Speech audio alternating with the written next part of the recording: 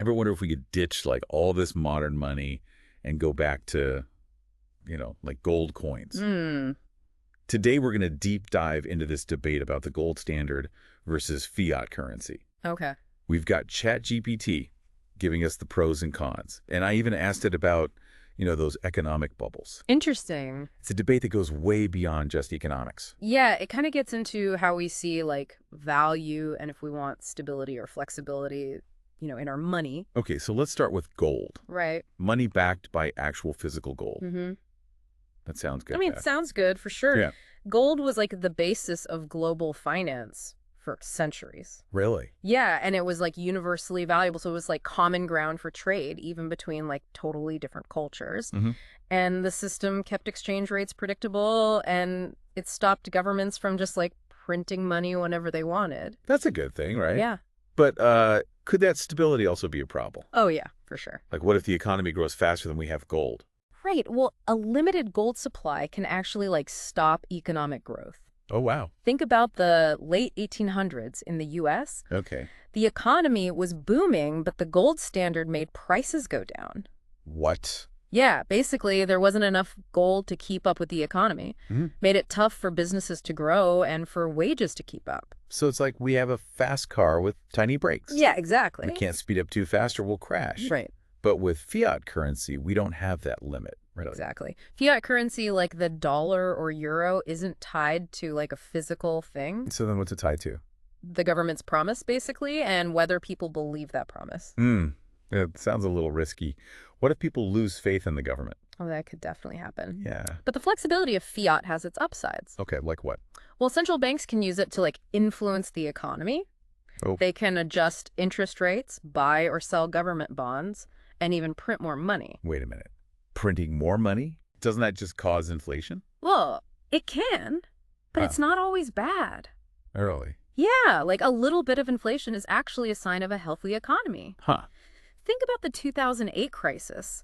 Governments put trillions into their economies to avoid a total collapse. Oh, yeah. That would have been impossible with the gold standard. So fiat currency saved the day. You could say that, yeah. But I bet this power to just print money comes with some risks too, huh? Of course. If central banks aren't careful, they can cause runaway inflation. Yikes. And then there's the problem of bubbles. Uh-oh.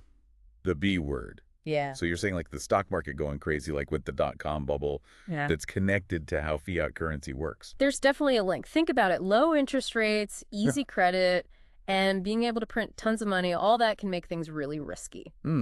So is fiat currency just unstable then? Not necessarily. It's more about how it's managed. Okay. The dot-com bubble was partly because of too much optimism and risky loans. So that sounds like there's no perfect system. Right. Just trade-offs. Yeah. Gold might be stable, but it can hold us back. Fiat gives us flexibility, but we could get manipulation and bubbles. Exactly. Where do we go from here? That's the big question, isn't it? Yeah. Maybe the answer is somewhere in the middle, or even something completely new. Okay, deep divers. Mm-hmm. We've talked about the basics of gold and fiat currency. In the next part, we'll go deeper and see if there's a way to combine the best of both worlds. Stay tuned. Okay, so we've said that neither gold nor fiat currency is perfect. Right. I'm curious to dig into those downsides we mentioned. Yeah, let's do it. Like with the gold standard, it seems predictable, but could it make things worse when the economy's bad?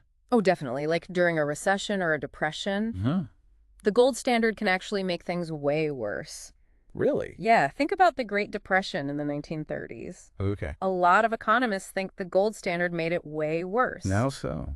Well, countries couldn't lower their currency value to help their exports. And the central banks, they couldn't put money into the economy easily. So they were kind of trapped? Yeah, basically stuck in this like downward spiral. Couldn't really adapt. Sounds pretty rough. It was. Okay, so let's talk more about fiat currency. Okay. We know it's flexible, but you said it can be manipulated. Right. Like, what are some examples of that happening? Well, there's been a lot of hyperinflation throughout history. Oh, yeah. Like in Germany in the 1920s. Okay.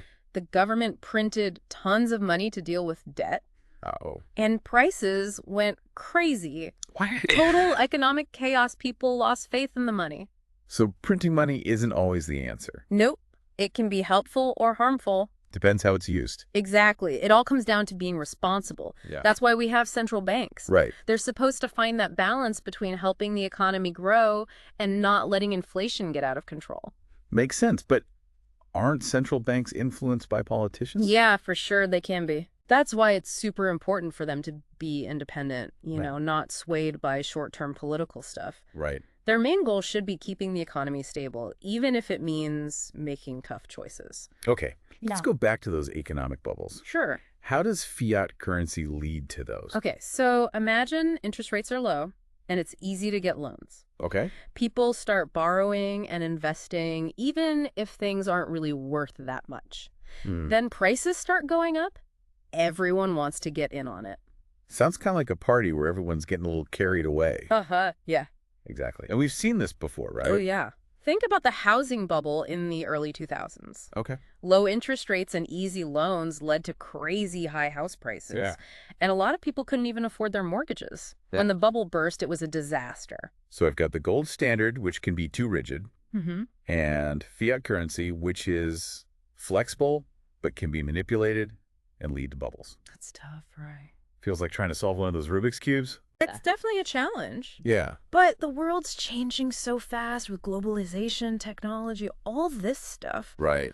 Maybe we need to totally rethink how we think about money.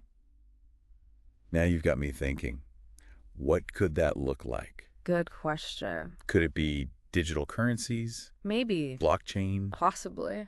or something we haven't even thought of yet? Yeah, who knows? Those are some of the things we'll be exploring in the final part of our deep dive. So we've talked about gold and fiat currency and all their problems. Yeah. What about the future? What's next for money? Well, things are changing like crazy, right? Globalization, new technology, and now we have digital currencies too. Right. Digital currencies are getting a lot of attention. Mm-hmm. Could they actually replace our regular money? Maybe. They could definitely shake things up. Yeah. Like Bitcoin, for example, it's not controlled by any government or central bank. So no one can manipulate it. Exactly. But isn't that lack of control a problem too? It can be. Yeah. Like, what's stopping people from using it for illegal stuff? That's a good point. It can be easier to hide things with cryptocurrencies. Yeah. But as things develop, we should see more transparency and rules. So it's about finding a balance, right? Right. It's still early, but digital currencies are here to stay. For sure. Okay, what about blockchain? Blockchain. Could that be the future of money? It could change a lot more than just money. Really? Yeah, blockchain is about making things secure and transparent. Okay. Imagine all financial transactions happening instantly and publicly on a system that can't be messed with. Wow, so no more fraud. Well, it would be a lot harder. And it's not just about money, right? Right. Blockchain can track where products come from, verify people's identities, even make voting more secure. That's amazing. But could it actually create like a new global currency? It's possible. Imagine one digital currency for everyone that's stable, secure, and easy to use. That would be incredible. Blockchain could make that happen. So we have digital currencies, blockchain, and who knows what else is coming. Yeah, who knows what the future holds? Do you think any of this could replace regular money completely? Hard to say. The world of finance is always changing. Yeah, true. What's important is to be open to new ideas and talk about how these technologies can make a better financial system for everyone. It's not about choosing one thing, but realizing that money might be completely different in the future. Exactly. We're in the middle of a revolution, and the key is to learn, adapt, and embrace the possibilities. That's a great way to put it. Well, that brings us to the end of our deep dive into gold, fiat currency, and the future of money. We talked about the good and bad of each system and got a glimpse of how digital currencies and blockchain could change everything. It's been a fascinating discussion. It really has. And remember, deep divers, the learning doesn't stop here. Keep asking questions, keep exploring, and keep those minds engaged. The future is waiting.